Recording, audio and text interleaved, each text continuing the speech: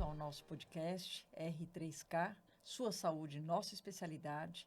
E hoje, no mês da mulher, o assunto, claro, só poderia ser a saúde da mulher, e para isso a gente tem uma convidada super especial, amiga nossa, que é um prazer enorme estar aqui com a gente. Que delícia, que honra. A Natália Ariede.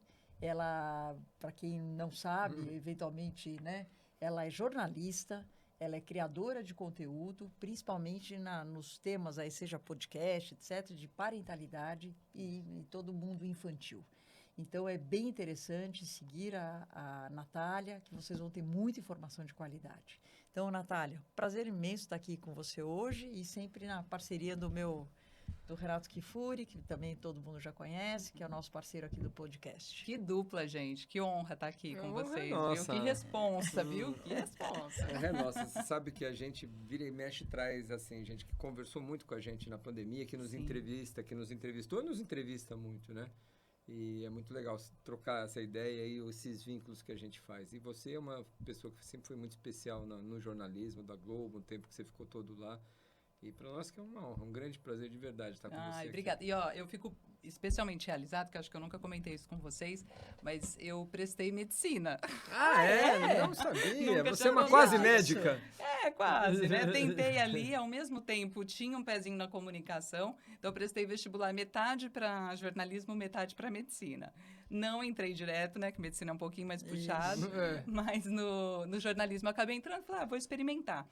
Mas na minha trajetória aí de mais de 20 anos de telejornalismo, os momentos, gente, em que eu fiquei mais realizada foi quando eu estava tratando e lidando com temas de saúde. Coisa boa. Tive muitas oportunidades, né, no programa Bem-Estar, por onde vocês passaram bastante. Tive várias temporadas por lá, série para Jornal Nacional. E agora, mesmo nesse universo materno, infantil, kids, a gente fala muito de saúde. Sempre, né? sempre. Da família e das mães e das mulheres, enfim. Não é à toa que essa identificação tinha de vindo de algum lugar, né? Da saúde, é isso que aí. legal, não sabia, não. Muito bom. Mas bem-vinda, seja muito bem-vinda. Vocês são uma baita inspiração, tô aqui para aprender. O prazer é nosso. Vamos Vamos falar de lá, mulher? então? Vamos Vamos falar falar do de mês mulher. da mulher, né? Que coisa, né? Quanta coisa acontece, quantos aspectos que a gente pode olhar para isso, Exatamente. Né? E aí o tema desse programa é super importante porque a mulher, ela acaba sendo, muitas vezes, a inspiração e também a base, né? E movimenta a família inteira para se cuidar. Muitas vezes isso está na responsabilidade das mulheres.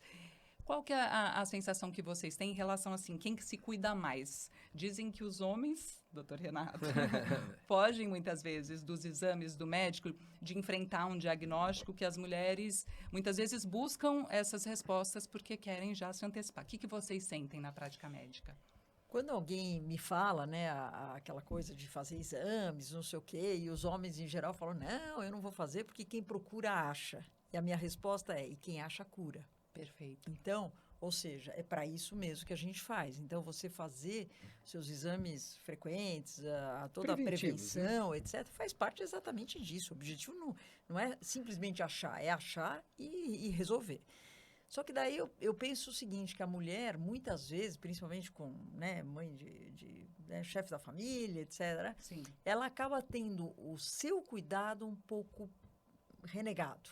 Porque a prioridade sempre vão ser os filhos, vão ser as crianças, vão ser deixar tudo em ordem. Os e a seus sua pais. própria saúde, os seus Cuidadoras pais, de a família. todo mundo, E a sua própria saúde, muitas vezes, ela acaba deixando um pouco de lado. Não por opção, mas por prioridade, que é diferente do homem. O homem, muitas vezes, ele não faz mesmo, porque ele tem mais medo. Tem medo de achar coisa e não querer fazer. Não então, quer enfrentar, a gente vê essa Vou dar um diferença. exemplo bobo, tá? Bobo, eu digo, porque a gente sabe que na realidade do Brasil e de muitas mulheres que são mães solo, que são chefes de família, é uma questão que não dá tempo e a vida atropela e outras coisas vêm antes e nem sempre é fácil conseguir a consulta médica no dia que ela consegue ir, etc. A gente sabe de tudo isso. Mas vindo para cá, eu estou na fase com as crianças de visitar escolas para mudar de escola no que vem, começo do ensino fundamental. E aí uma amiga mandou mensagem, vamos semana que vem, dia tal, na escola tal? E aí eu olhei na minha agenda, é o dia que eu tenho a minha consulta que eu faço uma vez por ano com a Certo. minha ginecologista para fazer um check-up. Você No não mesmo dia. desmarcou, né? Eu pensei em desmarcar. E aí eu pensei, Natália, acorda, tipo, tem um ano inteiro para visitar a escola, não desmarca, vai se É cuidar, isso aí, é né? isso O aí. que adianta? É isso aí. Eu acho que tem um A gente aspecto passa muito... na frente as outras prioridades, aí. Um né? aspecto muito cultural envolvido nisso, né? Ainda do machismo, da paternidade, do papel do pai na criação e na saúde da família como um todo, né? Ficou durante muito tempo relegado ao pai, ao provedor, aquele que cuida, e a mãe, a mulher, no caso, acaba sendo vamos dizer, a cuidadora no aspecto, inclusive, da saúde. Eu lembro muito do meu consultório, eu faço consultório há mais de 30 anos, Natália. Não parece, mas fala. E no começo, há 30 anos atrás, as consultas pediátricas, quem entrava na sala era a mãe. E o pai ficava, às vezes, na sala de espera esperando. Às vezes nem ia, né? Não ia quando ele era motorista, porque ele ficava na sala de espera e aí demorou. Essa O que conversa ele não me disse? diz respeito. Não me diz respeito, você entendeu? Então, assim, é uma coisa de participar. Então, a mãe que levava para consulta, a mãe que leva para a família, ela cuida, e o marido só ia no médico se ela não obrigasse também, né? Porque a sensação do homem de fortaleza, de não se sentir doente, o faz, inclusive, a procurar serviços de saúde quando ele está doente, quando ele precisa. Não era no passado. A gente vem caminhando para uma coisa muito diferente. Eu acho que dos papéis aí da mulher, para a gente destacar nesse momento do cuidado com a saúde da família, é que isso precisa ser, obviamente, compartilhado, é uma responsabilidade de todos, o homem cada vez mais precisa assumir isso e tirar mais essa carga, né? E aí nós passamos rapidamente por isso, mas os pais, muitas vezes é a mulher que cuida dos pais do marido, né? E também dos pais dela, quer dizer, nós estamos numa geração onde os adolescentes... Então, a gente está cuidando dos nossos pais, está cuidando dos nossos filhos e fica difícil, né? Muitas vezes. Né? Mas é aquela história de colocar máscara de oxigênio primeiro em você exato. E depois nos outros, porque né? você precisa estar bem para cuidar dos outros, né? Exatamente. E tem um detalhe que eu acho sempre importante, eu falo para os meus pacientes, eu sou infectologista, Sim. né? Que não é uma questão que a mulher se cuida mais. Ela sem dúvida, ela faz os exames mais frequentes. E eu tenho um exemplo que é o seguinte, Renato. No Reino Unido, eles fizeram um estudo, eles viram que homens soropositivos para HIV vivem mais do que homens soronegativos para o HIV. Isso, a princípio, choca. Falou, como assim? É porque eles, a cada 6 meses, eles se cuidam, fazem exames, você controla a glicemia, você controla o colesterol. Tem uma doença etc. crônica absolutamente então, controlável. Não tem a ver com o gênero, e sim tem a ver com o cuidado que você dá para a sua saúde. Lidar com uma doença, com um vírus que obriga esse cuidado frequente. Exatamente, porque ele tem que tomar remédio, ele tem isso. Então, a gente precisa ter o controle dele. Eu estou falando de 6 meses, que é mais ou menos como a gente faz. Que é a semelhança da mulher. Você vai uma vez no ginecologista Sim. e não necessariamente, não sei, não vou do só seu nele, marido, não sei se ele vai uma vez por ano. Olha, urologista, só se eu pegar muito clínico. no pé, muito. Eu que fico fazendo é. esse controle. Quanto tempo faz que você não faz um check-up, não faz um eletrocardiograma? Vamos lá ver como... Ah, mas não precisa. Não, mas está tudo bem, é bobagem. Não é bobagem, né? Mesmo o programa de saúde do homem do Ministério da Saúde, criado há algum tempo atrás, ele tem pouca adesão, ele tem pouca procura. O ambulatório masculino, ele é muito pouco procurado. Então, por mais que exista... Falta informação, falta culturalmente, como a gente falou, de se importar com isso. Mas eu acho que o poder público também, né? Eu acho que o Estado, como entidade, precisa promover a saúde do homem, né? Porque isso custa para a sociedade, isso tem anos de trabalho, a expectativa de vida do homem é muito menor. E foi isso o tempo, que é porque ele trabalhava e a mulher não, ele fumava e a mulher não, e ele morria. Agora não é assim, né? Todo mundo trabalha, tudo igual, e a expectativa continua menor. Mudou? Não mudou. A expectativa da mulher é 1 ano e meio a 2 anos de expectativa de vida superior à expectativa de vida. Se você nasce hoje um menino ou menina, você vai ter menos anos de vida, obviamente, na média, né? Na estatística, do que homens, menos do que as mulheres mulheres. muitas vezes vivem jornadas triplas, quádruplas, né? Dia a dia super desgastante. E vocês atribuem essa diferença a prevenção. Sem dúvida. A gente carrega um pouco dessa herança ainda do homem que trabalha mais, que faz trabalho mais braçal, que tem uma morte acidental com muito mais frequência do que mulheres, se expõe ao trabalho com mais riscos, né? Situações de mais risco. Sim. Mas, sem dúvida, o cuidado com a saúde implica nisso. Né? E não só o cuidado com os exames, né? A gente vê de uma maneira geral, você pega, né, as pacientes, elas são muito mais ligadas a fazer ou atividade física, ou alguma coisa para saúde mental, fazer uma yoga, alguma coisa, muito mais do que os homens. Sim. Então, isso também, eu acho que essa preocupação com o todo, no sentido não só de fazer os exames, mas sim o que eu posso fazer para melhorar a minha saúde, eu vejo isso muito mais claro na mulher, esta preocupação, do que no homem. Vivem mais e envelhecem melhor, né? Isso. Também. Acho que esse olhar mais para dentro também, né? De perceber necessidades. Exatamente. E, bom, um aspecto super importante na saúde da mulher são infecções urinárias. Acabei de tratar uma, gente. Como Meu é Deus. chato É isso. Então, vou aproveitar aqui. Doutora Rosana, por que elas são frequentes, especialmente em mulheres? Quais são os principais motivos, as causas, hein? Olha, a infecção urinária, é a baixa, né, que a gente fala, essa que é muito chata, que a gente chama de cistite, né, que ela é da bexiga para baixo. Mas, assim, é muito chato. Não é grave, não é grave. Não é perigoso. Não é perigoso. Estou falando de infecção urinária baixa, que é da bexiga para baixo. Tá. Mas enquanto você não resolve aquilo, a sua vida é um inferno. Certo? Então, é uma emergência para a mulher. E tem mulheres que acabam tendo recorrência relativamente frequente. Então, não é incomum eu atender isso. Então, assim, a explicação básica, a primeira explicação é anatômica. Se você pegar o tamanho da uretra feminina e o tamanho da uretra masculina, é totalmente diferente. Então, um caminho mais curtinho. O caminho entre o meio externo da mulher e para estar dentro da bexiga, nós estamos falando aí de 4, 5 centímetros, é muito menor do que tem na uretra masculina. Outro aspecto anatômico é que você tem o canal vaginal ao lado da uretra na mulher. E logo depois tem o ânus. Quer dizer, seguramente é a região do nosso organismo feminino com maior colonização de bactérias. Onde, se eu sair fazendo swab para saber onde eu tenho bactéria no meu corpo, ali certamente é o mais alto. Então, as infecções urinárias, a bactéria ela vem da parte externa, ascendente, ela migra para dentro da bexiga e por isso que muitas vezes está relacionado ao aumento de, por exemplo, atividade sexual, porque você acaba tendo mais atrito, mais colonização de bactéria, então com isso ela acaba podendo invadir. Ou o outro extremo é com a idade. Então, mulheres mais velhas, por também perda do tônus da musculatura da bexiga, então a gente tem que imaginar que a bexiga existe uma musculatura em volta dela que faz a gente contrair e relaxar. Assim como a gente perde o tônus de musculatura geral, essa também. Então, muitas vezes... Não adianta fazer exercício. Até adianta. Tem fisioterapia pélvica hoje.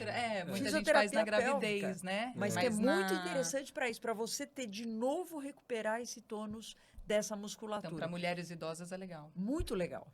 E mesmo para quem tem, às vezes, perda urinária, que não consegue segurar, isso ajuda muito a fisioterapia pélvica. É bem interessante mesmo.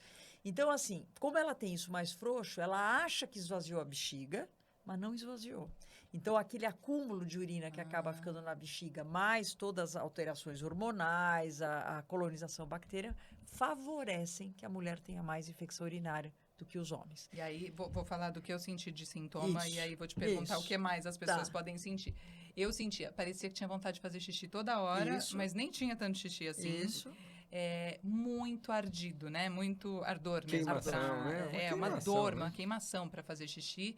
Esses foram os meus 2 sintomas. E meio que uma indisposição, assim, geral.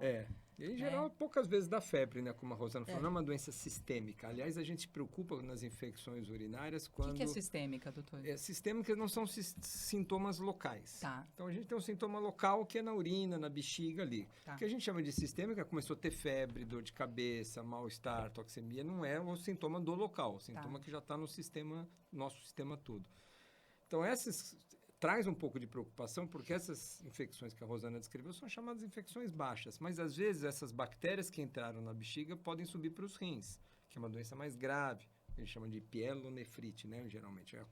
Acometeu mais os rins, que aí o tratamento é diferente, os antibióticos são mais potentes, às vezes até internado, essas Uma pessoas... amiga foi internada, Em provavelmente geral, a foi gente isso, interna, então. faz o antibiótico na veia, com tomografia, com outro tipo de exames para detectar.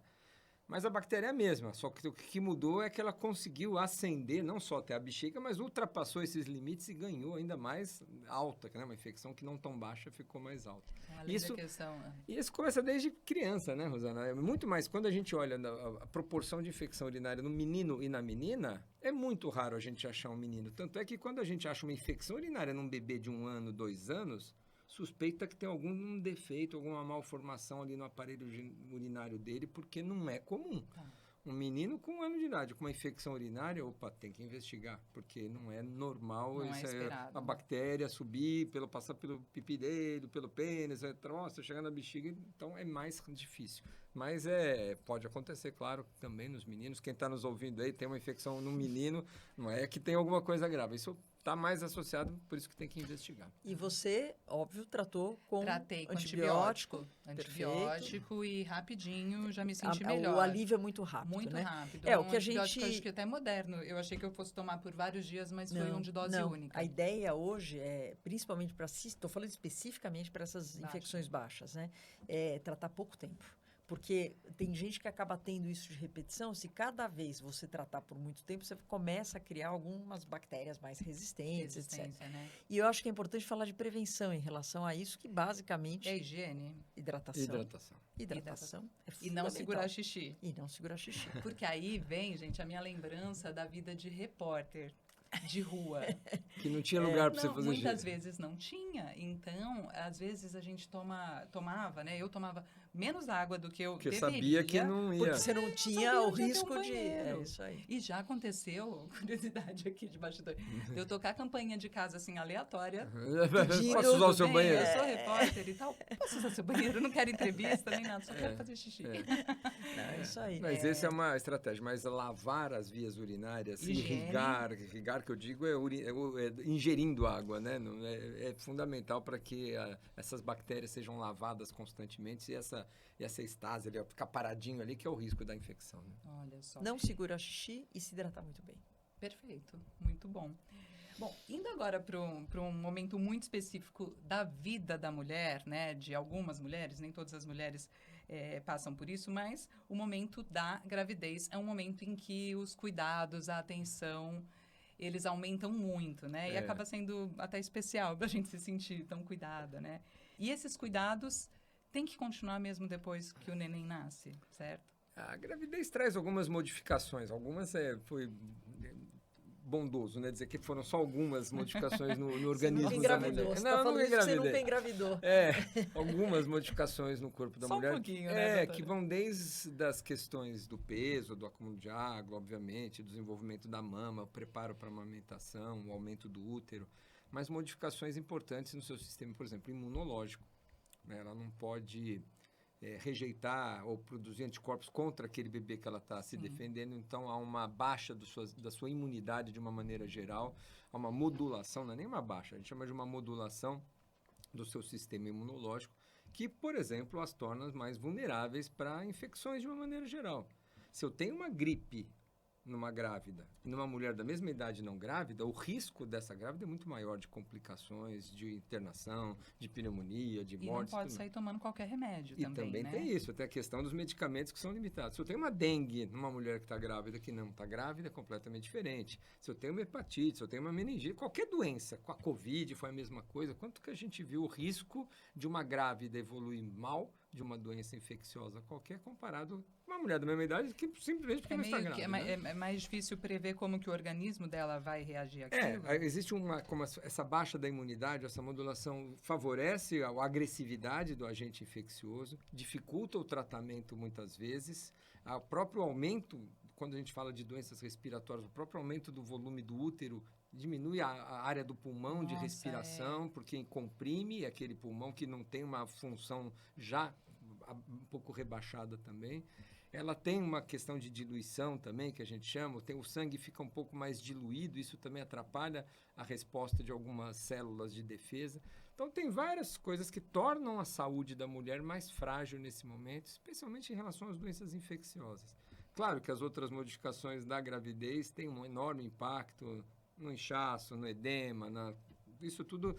Então, a gente está colocando um aspecto que é o aspecto das infecções. Imunológico mesmo, E que né? se mantém depois do parto, durante os 45 dias. Essas modificações gravídicas, até que a mulher retorne ao seu padrão, vamos dizer, Os hormônios caem, tudo. os né? hormônios caiam, esse chamado período de puerpério, que é os 45 dias, geralmente, esse período persiste. Esse risco continua aumentando. Então, ainda é um momento de atenção. De mais fragilidade, de Sim, atenção, de Até cuidado. os primeiros 45 dias, tanto é que você vê que muitas das guias que tem de indicação de prevenções incluem as mulheres nesse período do puerpério, porque é um período também de mais vulnerabilidade.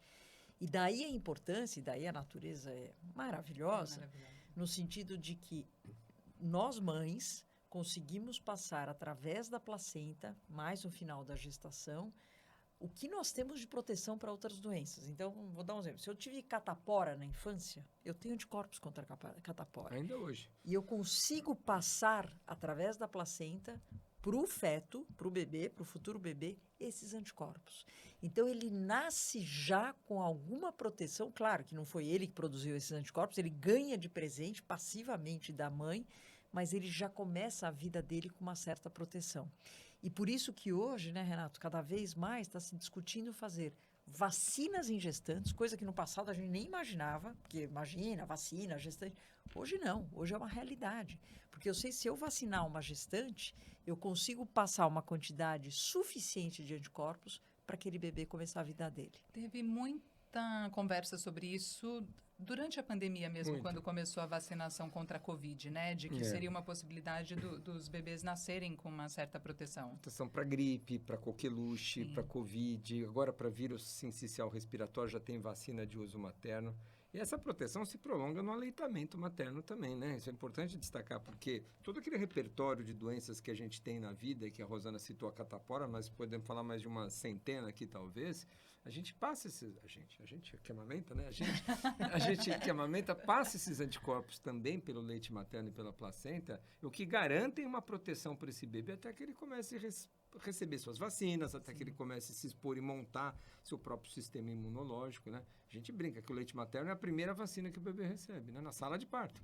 Vai direto para o peito, a primeira vacina que ele ganha é uma mamada no seio da mãe dentro da sala de parto. Por isso que é super importante, né? A gente vê as campanhas de incentivo à amamentação e sempre que tem o mês da amamentação e Isso. etc., eu gosto de Isso. falar muito sobre isso.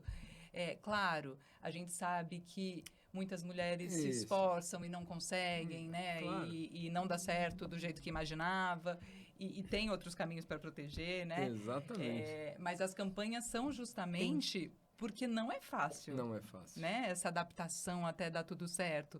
Mas vale tem a pena que se quando esforçar dá, tem que... muito, é o melhor alimento, né? É, a gente... E às vezes a gente pega na infectologia, às vezes algumas gestantes que têm alguma infecção durante a gestação e questionam a gente, eu acho melhor não amamentar, porque eu estou com Então, medo tem de alguma, passar. alguma situação em que Olha, não é A recomendado? imensa maioria dela, é muito raro você contraindicar a amamentação por causa de alguma de doença. alguma doença. infecção materna. Eu diria para você que são basicamente duas situações que não são comuns aqui, pelo menos no Sudeste, que é Chagas agudo, que daí não pode amamentar, e se eu perguntar quantos Chagas agudos Doença a de gente Chagas é viu, aquela que o barbeiro Do pica. barbeiro, Isso. Isso. Faz muito tempo que a gente não ouve Não. falar, né? E um outro vírus que não é tão comum, e é um retrovírus, é um primo irmão aí do HIV, que é o HTLV1, né? E /2. Então, é outro vírus também que pode ter a transmissão Parente do através HIV. do leite. Tá. E o próprio HIV, lógico, a mãe tem que fazer o tratamento, tudo direitinho, mas ainda não foi, o risco está cada vez menor, mas ainda não foi liberado o aleitamento. Mas isso é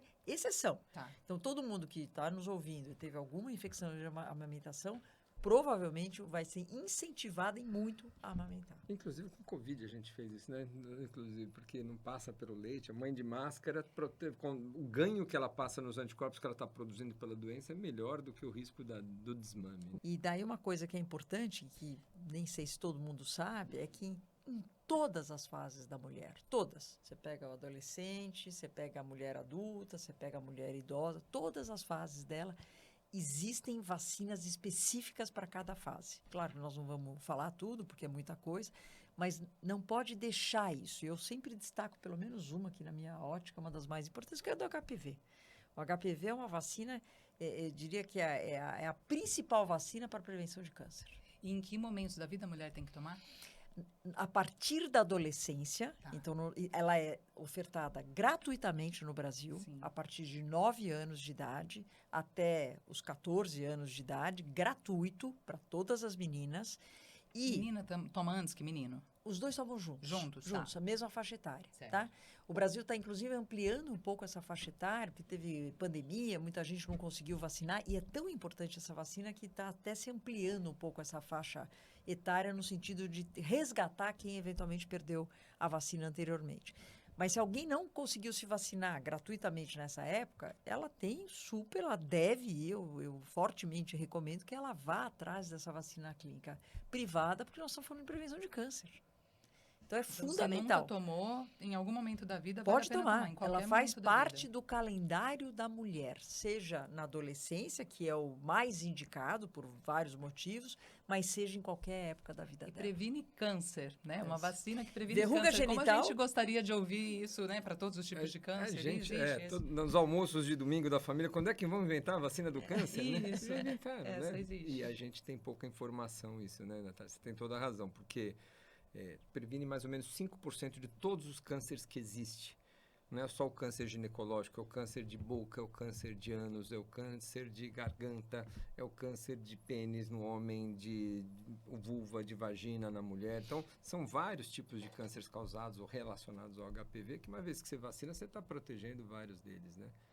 É muito legal a gente ter. E vem mais vacinas para câncer por aí, viu, no futuro. Eu acho que a gente tem em breve uma perspectiva de outras vacinas. Mas a Rosana destacou bem, ao longo da vida da mulher, existem sempre vacinas para idosa, para gestante, para mulher que viaja, para mulher trabalhadora, para adolescente, para menina. Então, conversa com o seu médico que sempre vai haver uma vacina a ser tomada e ficar em dia. Já bota na agenda aí, hein? Não deixa de ir atrás.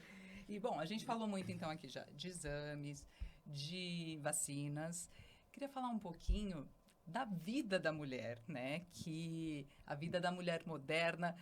Doutora Rosana, a gente vem, né, de uma mudança muito grande de gerações passadas, em que ganhamos muitas possibilidades, mas elas foram se acumulando, né, gente, com outras coisas. A gente não deixou, não foi poupada de outras atribuições e... Acumularam. Isso, e a mulher tem muito essa... Não, manda aí que eu dou conta. Quero saber se a doutora Rosana é assim. Você dá conta. Meu marido está assistindo?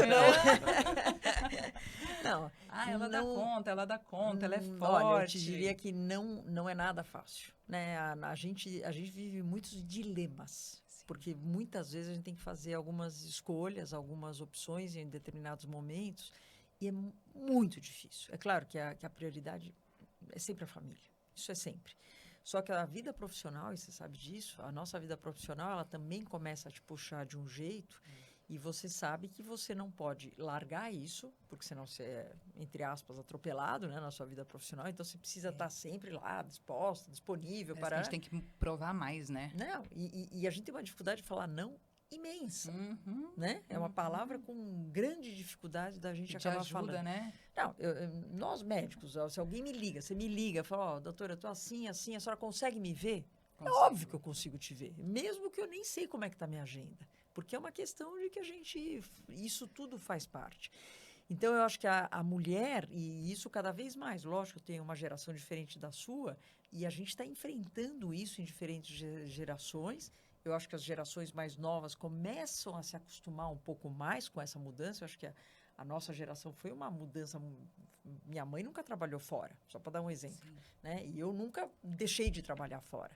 Então, é uma mudança bastante importante e da importância da gente cuidar da nossa saúde física e mental. A gente precisa ter, imagino que você pense do mesmo jeito, um tempo para você. Sim. Esse tempo para você é para falar, não, nesse horário eu não posso, eu preciso cuidar de mim.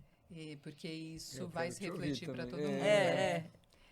Mas é muito difícil. Eu tenho muita dificuldade de pedir ajuda, de falar, não vou abraçar isso aqui agora porque não é minha prioridade. A gente sempre vai acomodando, é uma coisa cultural. Mas eu acho que a gente tem tido conversas que são muito importantes na nossa geração, que eu acho que tempos atrás não aconteciam, sobre divisão de tarefas, sobre você poder falar não, sobre, você, para ser uma mãe incrível, você não tem que estar disponível o tempo inteiro. Não. Você tem que ser suficientemente boa, mas Sobre você a cultura do ensina corpo, quando né? você... Do corpo perfeito, de tudo que também impacta demais a Isso. mulher, né? Então, de essa várias coisa do maneiras, né? equilíbrio e de perceber, eu tenho tido essa consciência cada vez mais clara que tem fases em que você está mais aqui do que ali e tem fases em que isso se inverte e que depois você pode reverter, pode correr atrás, né? Mas Não dá é pra- um dilema, aquela coisa muitas vezes de culpa, isso é é muito natural e a gente precisa aprender a lidar com isso. Eu acho que é aí que Exatamente. está o segredo. Olha, eu vou dar só um depoimento Queria de um... saber de um- das mulheres da tua vida. Eu vivi com mulheres a minha vida inteira, na verdade, porque a vida inteira profissional depois. Eu tive 2 irmãos, homens, e tive 2 filhas, pediatra, trabalhei em clínicas onde as funcionárias foram 100% mulheres.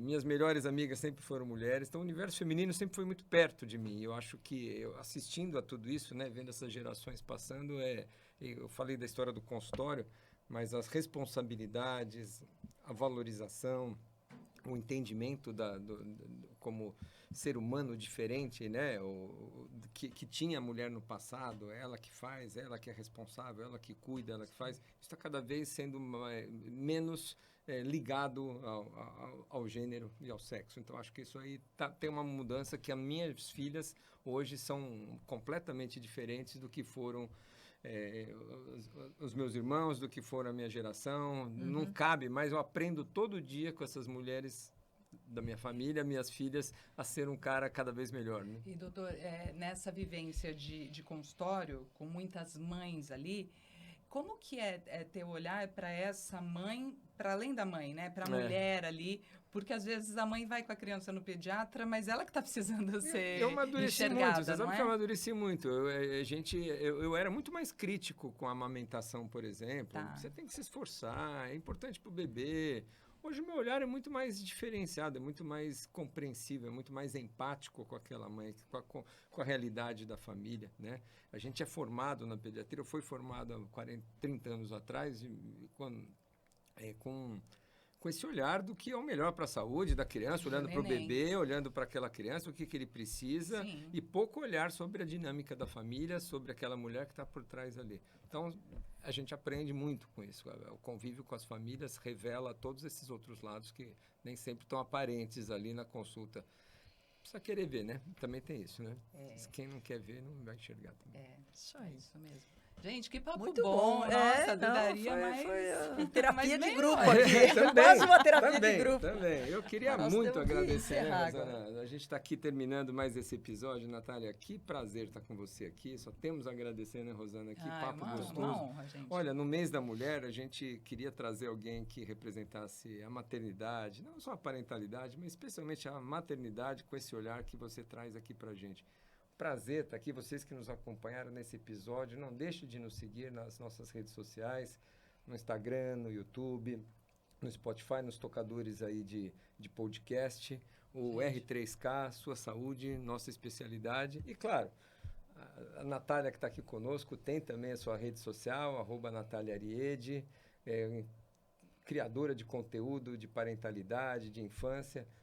Muita coisa legal com ela e muito obrigado, Natália. Obrigado gente, mesmo por olha, estar conosco. eu queria viu? parabenizar vocês por esse projeto. É muito importante que as conversas sobre saúde, porque a gente fala de saúde para não ter que falar de doença, né? Exato. E que isso chegue dessa forma, como vocês falam, maravilhosamente bem, acessível, com carinho para cada vez mais gente. E esse formato é delicioso, né? As pessoas aprenderam a consumir podcast. Totalmente. Vocês vão fazer companhia para muita gente e fazer a diferença na vida dessas pessoas. Então, parabéns, vida longa ao projeto, viu? Obrigado. Obrigada.